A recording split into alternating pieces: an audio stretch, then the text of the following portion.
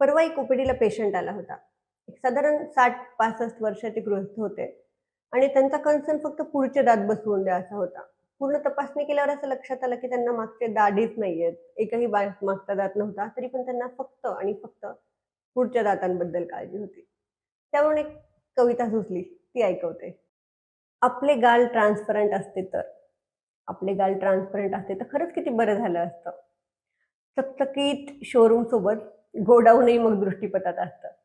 आपण काय खातोय, किती खातोय, कसं खातोय, केव्हा खातोय, नीट चावून खातोय का, एकाच बाजूने खातोय की दोन्ही, या सगळीकडेच राहिलं असतं आपलं लक्ष आणि फक्त समोरचेच नाही, तर मागचेही महत्त्वाचे असतात. याबाबतही आपण झालो होतो थोडेसे दक्ष. समोरच्या दातांइतकेच मागचे दातही महत्त्वाचे असतात. हे सत्यही मग समजलं असतं. आणि समोरच्याबद्दलच नाही, तर मागच्यालाही आदर द्यायचा असतो. हे सत्यही मग त्या निमित्ताने उमगलं असतं. रील नको, रिअल हवं.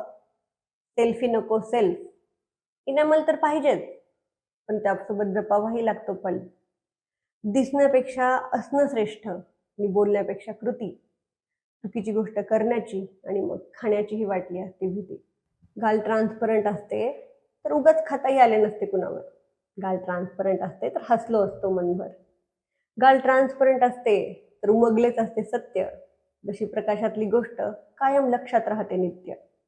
आपले गाल ट्रान्सपरंट असते तर खरंच किती बरं झालं असतं. समोरच्या सोबत बिचाऱ्या पाठच्या दातांचं म्हणणंही खरं झालं असतं.